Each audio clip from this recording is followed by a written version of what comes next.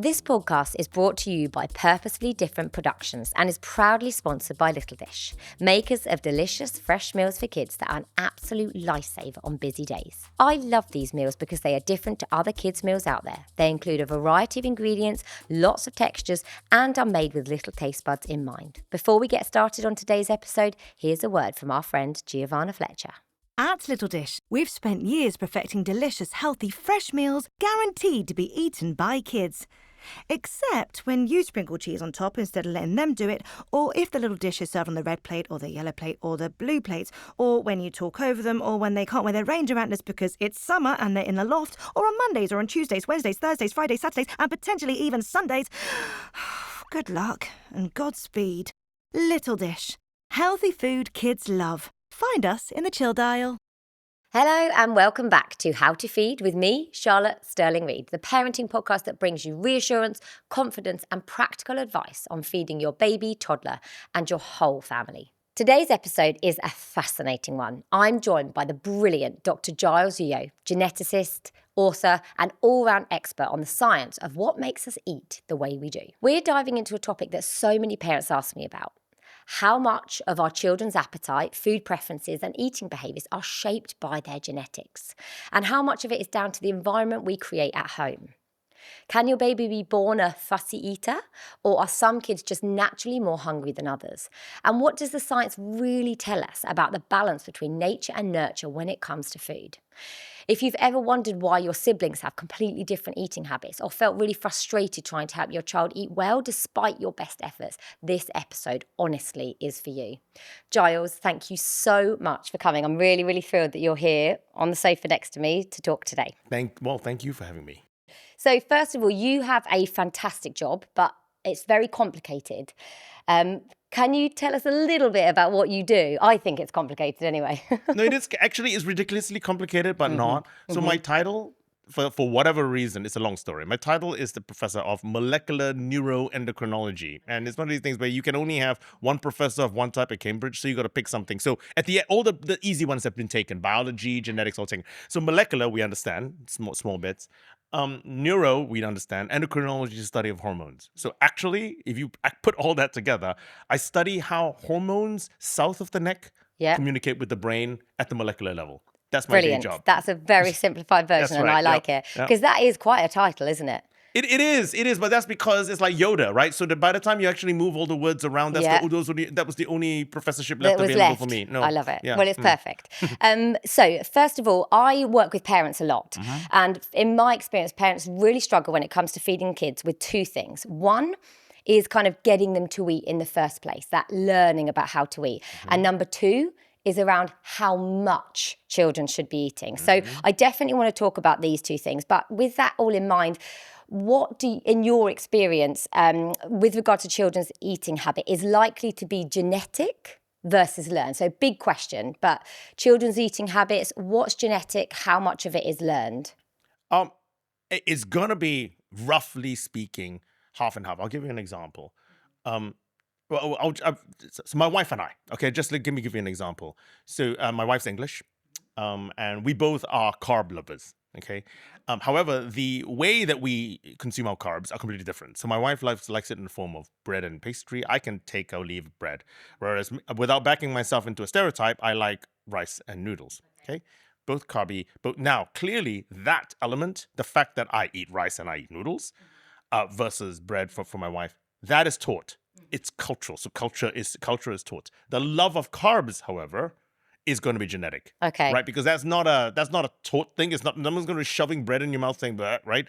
And so what you like in terms of specific tastes and nutrients are far more likely to be genetic, whereas how it appears, what you eat, do you like it hot or cold, do you like it, whatever, that is more likely to be learned. That's so fascinating. And that's going to happen in childhood. Yeah, that's so fascinating. And I think genuinely it's such a complicated thing, feeding kids. And also, obviously, we're in a world at the moment where the information that you see online is so complicated and so confusing. So for me, I think anything where we can distill some of this information to parents and help them realise that a lot of this is outside of your control, would you say that's accurate? I think a lot of it is outside your control. Even though it's outside your control, though, I think, and presumably we'll get to that, don't make a big deal out of it. And I think ultimately that's going to be the thing. You got to embrace the noise and embrace what it is. And at the end of the day, actually, we've evolved to a situation now where all of us sort of kind of know when and where and how much to eat, and we're alive to have this conversation. I think the same is going to be true for your children as well. Yes. We need to be careful about certain things, but broadly speaking, it's okay. Yeah, okay. And I talk a lot about introducing solid foods, and I talk a lot about the kind of innate preferences, especially during weaning. There is research that looks at, babies in the womb who have innate preferences that can be shown for sweet over, say, bitter flavours. How much do you think genetics plays a role in that? Whether a child is likely to love sweet food or whether they are likely to accept more savoury? Okay, there's a complex question. So I think first, if we deal with the average biology of the average mammal, actually, doesn't deal with humans. And so I attended a meeting, the Society for the Study of Ingestive Behavior, SIB, as they call it. I'm not a behavioral person, but I was there. And I remember this was probably about 10, 15 years ago. And I remembered someone who does behavioral, sort of comparative behavior in babies, okay, across all mammals. And what they showed was when you just, either a newborn baby or a newborn monkey, a newborn mouse, newborn whatever that is mammal, and you actually put something not bitter as in disgusting, bitter as in what you and I would love, all of them made the face. Yes. Okay, and this is like seriously, like before you learn a thing. Okay, whereas the moment you put something sweet, and this is so sweet that we feel our pancreas resolve as an adult, and all their face, they have this sort of paradise look in their face. The love of sugar is ingrained and hardwired the moment you come up. Because what's the purpose of a baby mammal? The purpose of a baby mammal is, first of all, to latch on to the first source of food, okay, that's available, and to grow quickly to stop becoming tiger food. So what they do is they latch on to sugar, largely, which is found in milk, and the love of sugar is innately hardwired. And then something happens as you go through puberty, where suddenly that switches, your palate matures. Okay, so that's the average. Underneath it all, there are then genes that actually play a role. So we do know genes, for example, just single genes, that make someone more or less likely to, not to like, but to taste the bitterness in certain foods. These are the so-called super tasters. All right, just one little gene. And what happens is, with this one single change, which 50% of the people have, I want to point out, right? So this is not rare. Some people will take, and you can take the purified chemical. I did a talk actually at the Royal Institution where we did this exact demonstration. Okay, where we took, and we did it in kids. From the audience. Got you. Yeah, I saw it. And what we did was we took 10 kids out. Okay, and so on average, half of them would have this. And what we had done was we put little pieces of paper and put a dot of this bitterness. This is the bitterness that is normally found in brassica, so in broccoli and dark Brussels green sprouts. leafy veg, Exactly. And so what we then had them do was to all put it on their tongue. Now, I know I can taste it. Okay, I know I can taste it. And I already done it, so I know what it tastes like. But the kids didn't know what was going on, right? And these are kids. And so they put it in their mouth, and suddenly they were going, like half of them were doing that. Whereas the other half were going, these kids are what? And that's because of their genes. Now, it doesn't mean that if you have this super taster gene that you don't like Brussels sprouts, for example. But if you don't tend to like bitter foods and you have that gene, the likelihood of you liking Brussels sprouts is very low. Okay. So there's that kind of those kind of genes as well that are going to be underneath there, definitely influencing the teaching and the hardwiring that is there in normal biology. So it's innate, and because it makes sense environmentally for children to enjoy sugar, for example, but there is also a genetic element to it as well, because that's adding quite a lot of complications, isn't there, to to feeding kids. If you've got this kind of preference for sweet foods, and then half of the children are more likely to be super tasters and have this kind of element, that does make parents' job quite challenging. That makes the parents' job quite challenging, and that's only one of the genes. Yes. Right? Okay. So then you put in, there are going to be genes that involve in some kids preferring fatty food to sweet food, and all of the things behind it. So a lot of it is going to be learned, undoubtedly. All right. And I think the family environment is obviously where you make that learning. But a lot of it is going to be of genetics. And as one of these, you just have to, well, I don't know. No one is genetically testing on your kids. So how do you know?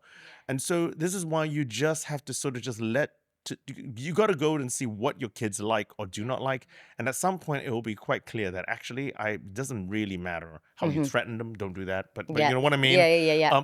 They're not going to like this. Okay. And so I'm sure there are other healthy foods. Because how does that, because I talk an awful lot as well about familiarization. In fact, I've got a whole episode about familiarization, because there's a lot of research that shows that actually kids like what they're familiar with. And there's also that element of, how we kind of grow to like things like red wine and olives and dark chocolate that maybe we wouldn't have liked when we were younger. So I think what I'm trying to get at is, how can parents know, okay, they definitely don't like this food? Or do you think that even if their genetics maybe makes them less likely to accept flavours, can they still learn to like it? Can they still become familiarised? We talk about 10 to 15 tastes before foods can be accepted. So can that work even if your genetics predisposes you to not accept that flavour? Can they still learn to like it? It depends on what the flavor is. I think, and there's a spectrum. I think the answer is never going to be never. I just said never, but it's never going to be never. Never going to be never. And so I think ultimately, because there are other genes involved. There are genes in which I don't like bitterness, but then there may be other genes which make you more willing to accept differenceness. Okay. Do you know what I mean? Yeah, absolutely. So there's a complex underlying. So let me give you another example. All right. There's another single gene which makes some people hate coriander, the herb, rather than I don't like coriander. There we go. It makes it taste like soap. Yes, I do not like it on any food. Yeah. So this is not some taste thing. It's not because you're not well brought up. Once again, single gene, which because of a biochemical process makes it taste like soap. Who the hell likes soap? No one likes soap. And it doesn't matter what I throw, you're not going to like it. I mean, you may eat it, but you're not going to love it. At the end of the day. And so there are going to be a whole host of foods like that are actually out there, which are going to be impossible to. Now, the bitterness thing is slightly different, right? Because most kids don't like bitter foods because they're hardwired to go for the high. For two things. Bitter tends to be poisonous in the red berry, blueberry lion world. Tends to be poisonous, and sweet is highly energetic. And so, as a child or as a baby mammal, that's what you're hardwired to do. Then, as you grow up, we learn that actually, and then we go and here's coriander, here's rosemary, whatever, and we like what we like, and we like beer and things.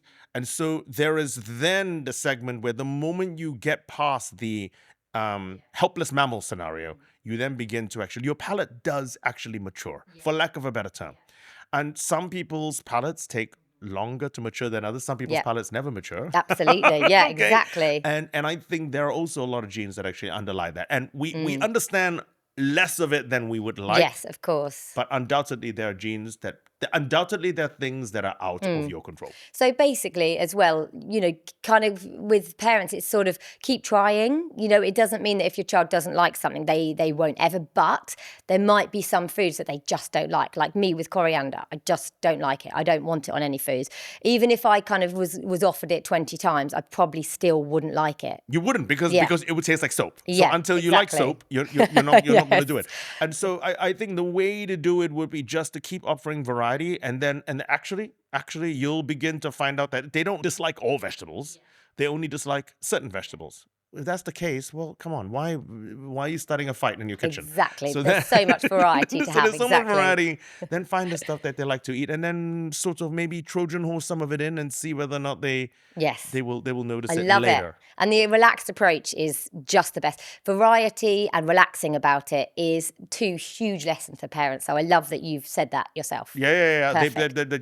Look, I'm teaching grandma how to suck eggs, with all respect to grandmas. But look, children pick up. They pick up when they're being bad or being forced to like something. So the biggest question, and this you kind of answered this one, but a really big question is, what about fussy eating? Is it genetic? There was just a recent paper which shows that there is going to be genetic basis to fussy eating. And I'm not surprised. I mean, the reality is there's genetics underlying all human traits and behaviors. It's just to what degree. And it's to what degree the environment, either the parental environment, the home environment, or socioeconomic environment. It's to what degree that plays a role. So no, I do think that fussy eating has a genetic component. I do think with it's very difficult to pull it apart, right? Because if it's genetic, then the parents are also going to tend to be fussy. Yeah, okay. Which means that the parents might be fussing. Impacts the environment, yeah. Fussy, Yeah. And if you have a little, child growing up in a seriously fussy environment where they worry about everything, then the likelihood of you learning those behaviors plus the genes are going to be there. But no, undoubtedly there's going to be genetics in fussy eating. But also, genes do predispose you to something. They don't mean, because I always try and talk about this. And correct me if I'm wrong, but I always talk about the fact that your genes might predispose you, but it doesn't equal your complete fate. There are still some things you can do to change. If you are born to be more fussy, it doesn't mean that you can't learn to accept a wide variety of foods, right? You can still make adaptations to that. Is that correct? The analogy that I would use is I will never run as fast as Usain Bolt. Yeah. Okay, and that is because of my genes. I'm sticking to it. But it doesn't mean that if I train, I won't run faster than I do now. Exactly. And so ultimately that's it, right? Where I will never be an Olympic athlete. Most of us here will never be Olympic athletes. Most of us here will never be Olympic athletes. But we train, we go whatever we do, and we get better at doing that. Exactly. Very few of us maximize our genetic potential. Probably the only time we maximize our genetic potential, like professional athletes do. I think I maximize my certain genetic potential because of my work. That's probably when you maximize your genetic potential within your work. Within your work, yeah. Because otherwise you're sat there, you're going, I'm not, and I'm not really maximizing my fitness because I've got to work. So I think that's the answer, where there are going to be genetic possibilities, but that is not as narrow as you might think. And you can almost always, aside from things like coriander, okay, you can almost always learn something or unlearn something within a certain set of parameters. Yes, I love it. I think that's so important for parents to know and still have that, idea of that's not the end. It doesn't mean that just because your child is really fussy or you feel like maybe their genetics is one way, it doesn't mean there's nothing you can do. And I love that. I think it's really important to get that message out. So I want to talk about responsive feeding, because again, this is more to do with like how much children eat. I talk a lot about responsive feeding, which is essentially we set up the kind of parameters, we offer the food at a regular time, we're in charge of what's on offer, but we allow the child to decide and dictate how much they're going to eat, and we respond to their cues at mealtime. So it's something I talk about a lot, rather than it being like, this is the food, you're going to eat it. And I grew up in the time where it was like, well, you must eat half your plate, have 3 more spoonfuls or you can't get down. Whereas now we talk so much more about, it's up to you how much, and I talk about a bi-directional communication at mealtime. So child says they don't want more, we listen to that cue, we respond in an appropriate way, the child learns that's how my mum's going to respond when I respond in this way. So how if I might ask, how old are we talking? Because I first of all, it's the first time I've heard the term. Okay. How old are we talking about when you're giving this advice? Right from the start. So the idea of responsive feeding is when we are weaning a baby, for example, we put the food down, and again, go back 10, 20 years, it used to be a case of we would just keep feeding the baby until the plate was finished. But whereas now we talk about, let's look at baby signs and signals. Are they clamping their mouth shut? Are they pushing the food away? Are they saying they don't want more? Because that is them responding, my appetite is done, I'm not hungry anymore, I don't want this food. And it might be for a variety of reasons. So I talk loads about that communication around mealtimes, listening to their own appetite. Do you have any thoughts around appetite with young children? Because, I'm a strong believer in that. We don't know how much children need. You can't possibly predict how much a single child needs. But is there a lot of differences in appetite? And do you kind of agree with that concept of responsive feeding? So appetite, I do, except in certain rare cases. I'll come to that in a second. So the term appetite I always find very interesting. It's a complex term because it's an integrated term which I like to think encompasses broadly 3 different type of concepts. It's like a triangle, appetite in the middle. It encompasses hunger, and that's the part of the brain that's taken care of by the hypothalamus, base of the brain. It encompasses how full or how quickly full you get, different part of the brain here, and different from hunger. different circuits, and how nice you feel when you eat. And that tends to be up the reward elements. And it's this triangle. Appetite sits in the middle. Some people are tugged more towards the hunger. Some people need more food to get filled up. Some people need more chocolate in order to hit the niceness. Yeah. All right? Okay. And this is inbuilt into us.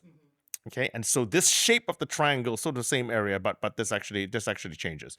So appetite has huge genetic underpinnings. I'm not saying there's no learnt stuff, but a high appetite drive is highly likely to be very powerfully genetic rather than learned. So some kids will always find it more difficult to say no to food than others. Now, we study where I am in Cambridge, we study the genetics of severe childhood obesity. We study normal body weight, but the genetics of severe childhood obesity.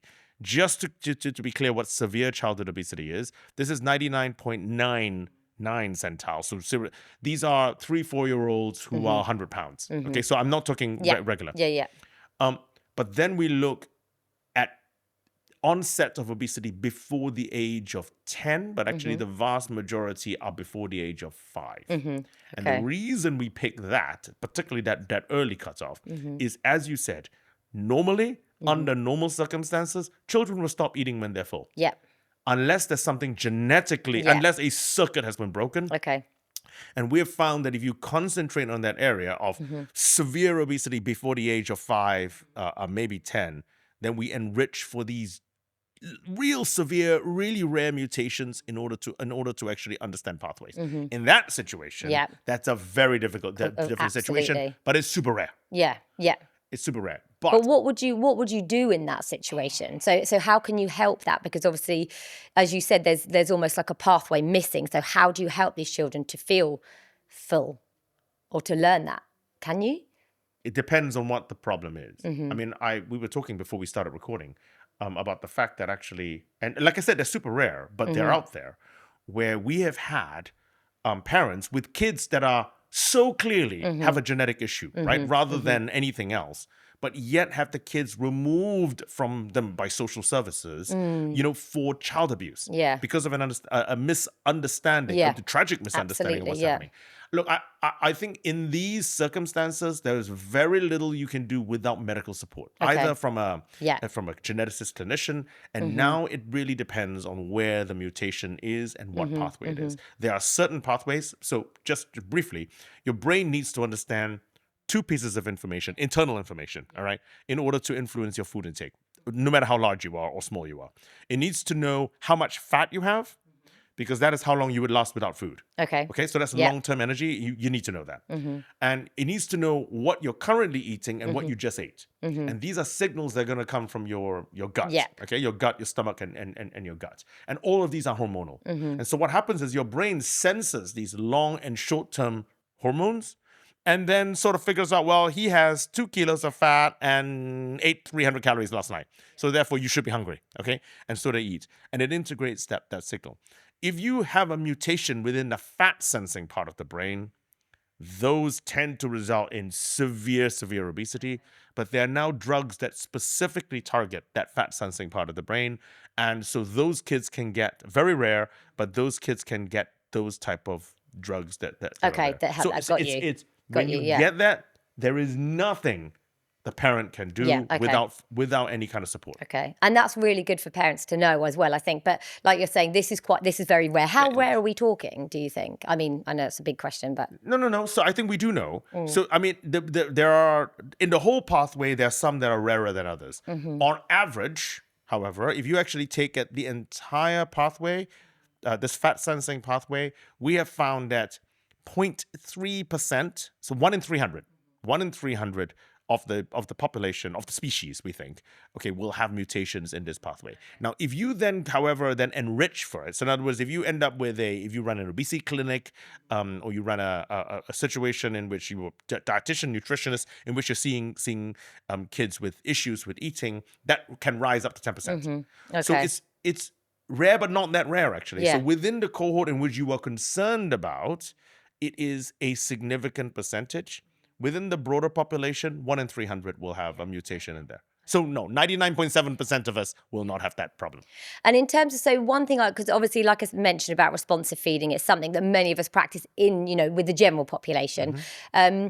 My two kids eat so differently. My son has such big appetite. I mean, he will eat really big meals. He'll carry, the other day, you literally gave him 3 portions of spaghetti with a load of veggies. I couldn't believe it, but he's obviously growing, etc. But even from day one, his portions have been huge. My daughter is a bird. She will want small and often. And it's just been so fascinating to me as, someone who works in this field to see. When I was feeding her initially, I was, giving her the same portions as him and thinking, why is she not eating this? But they are so different. Can I be rude? Please. and ask a question? What is your husband partner like in terms of eating and body shape and size? I'm sorry, I'm not minding my own business. No. He's got big appetite, very athletic, very sporty. So But huge appetite. Big appetite as well. He's big portions. Yeah. And where do you sit on the spectrum?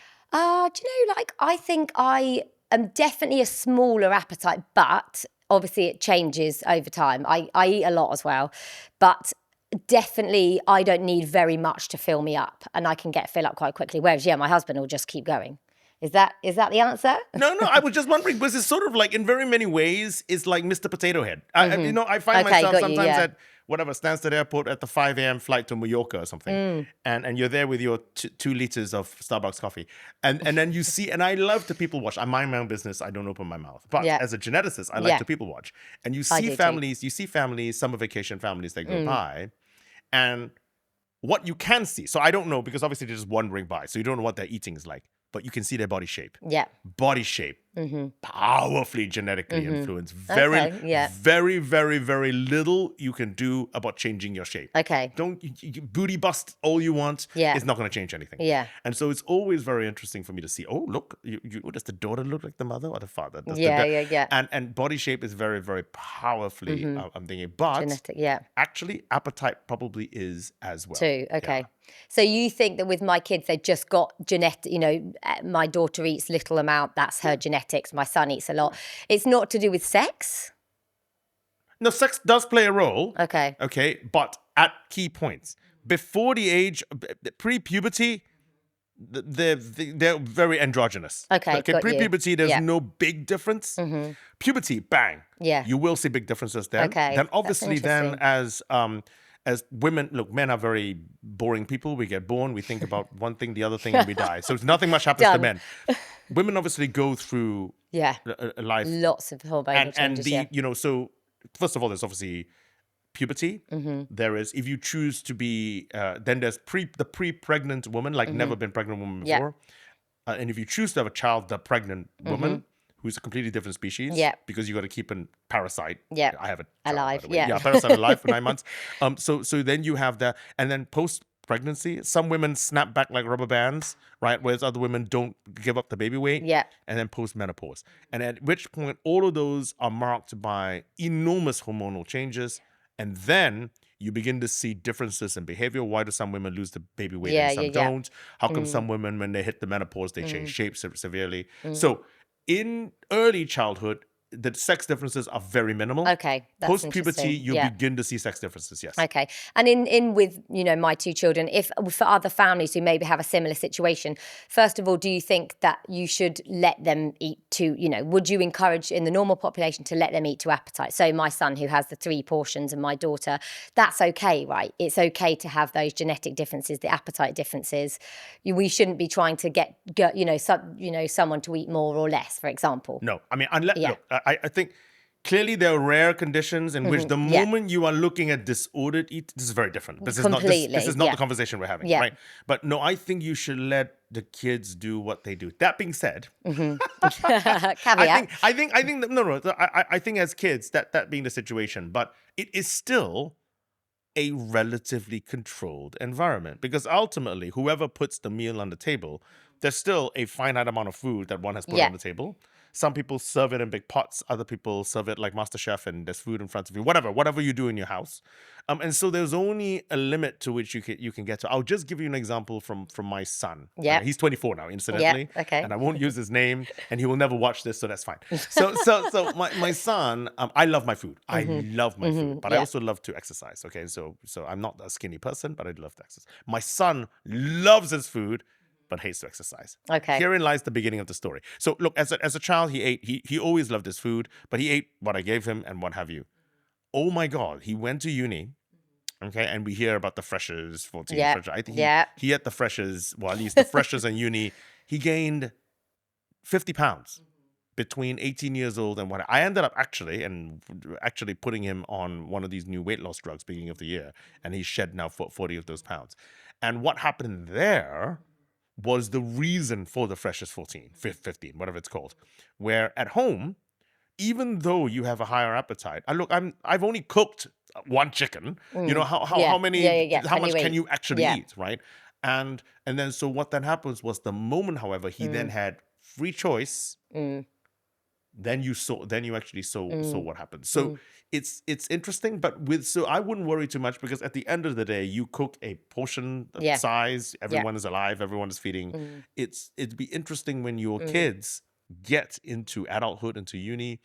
And then I'll report and then back. We'll see. Yeah, exactly. We'll have a absolutely. follow-up. But that's really fascinating, because what you said, that does really show, like, the environment obviously does matter hugely, doesn't it, in what we're feeding? It really does play such a huge role.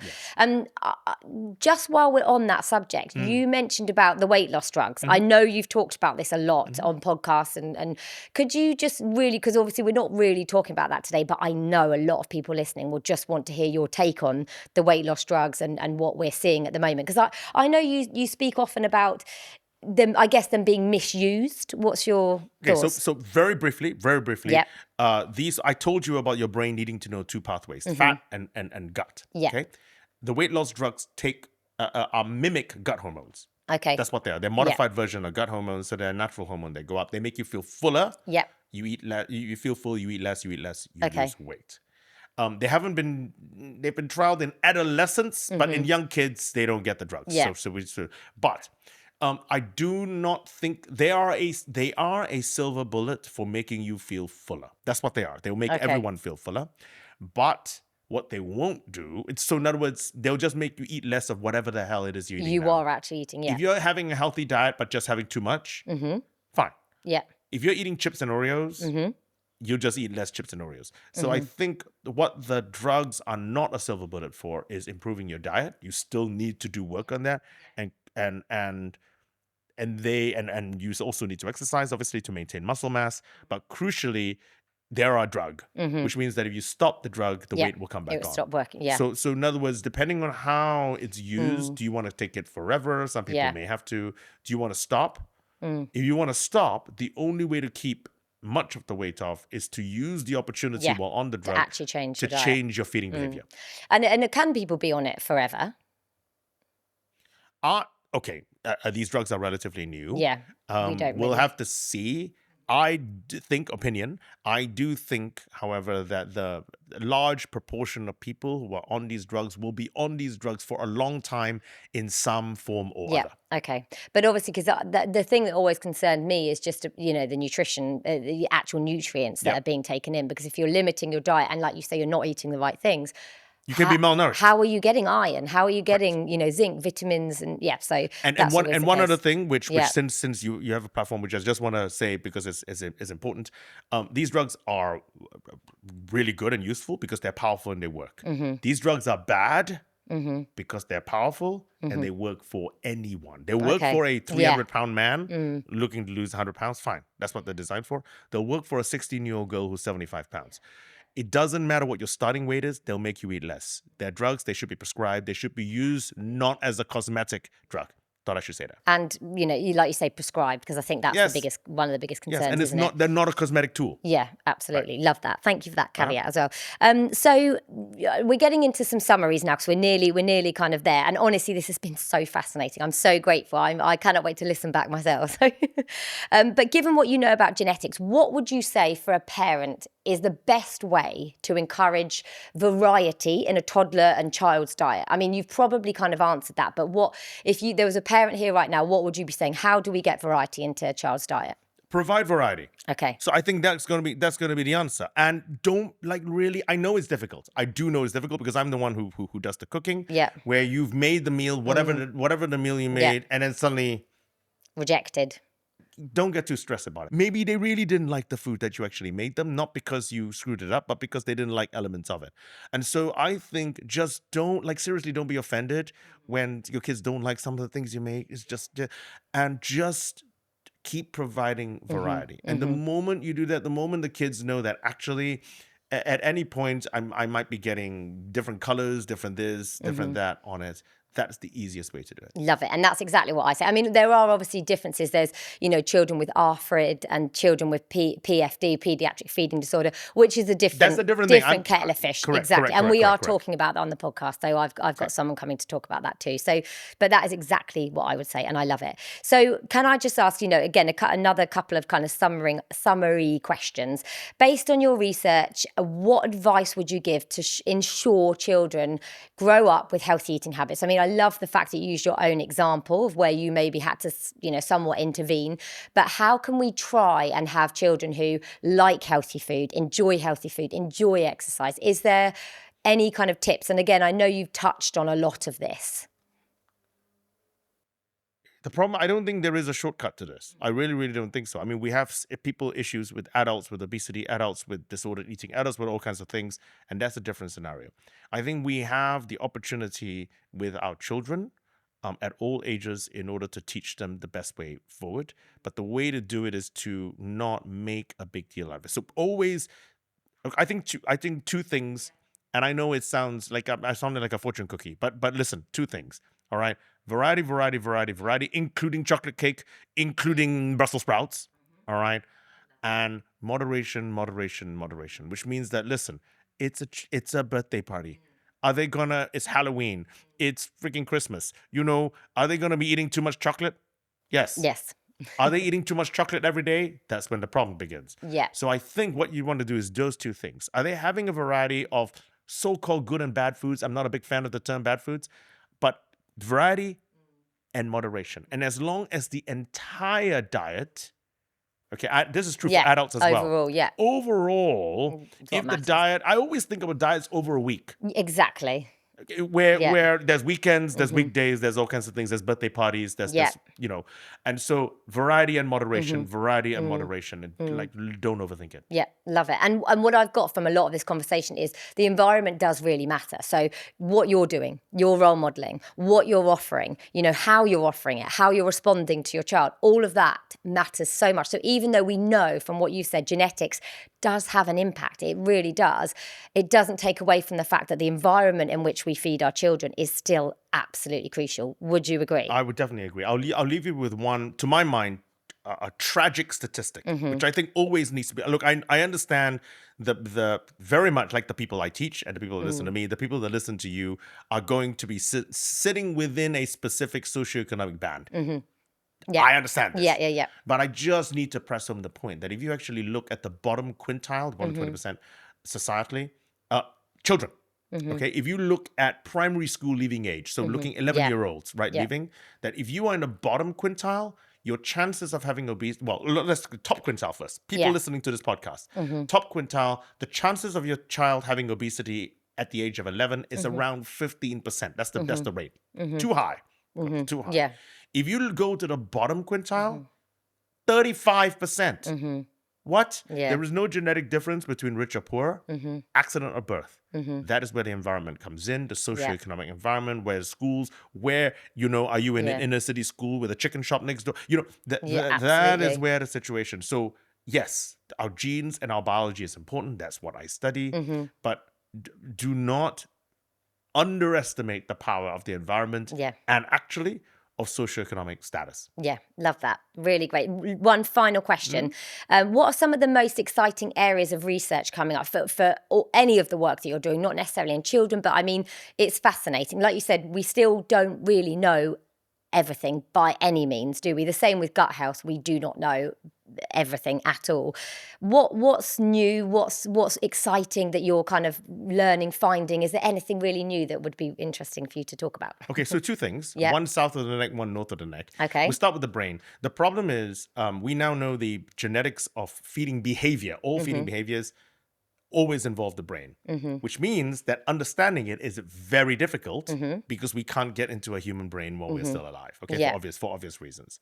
But working with, and close your ears if you're squeamish, because we work with now post-mortem samples, we're now able to map feeding circuits. Okay. Wow. How do you do that? So we use these single cell and spatial approaches that are now, the technology is up to the point where you're now able to actually map feeding circuits within post-mortem samples. Wow, that's So that'd be crazy.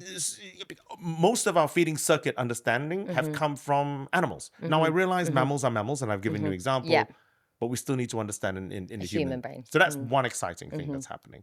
The second exciting thing that's happening is actually nutrigenomics. Okay, within the field of nutrition, nutrigenomics, and what I mean by that is personalized nutrition, real personalized nutrition.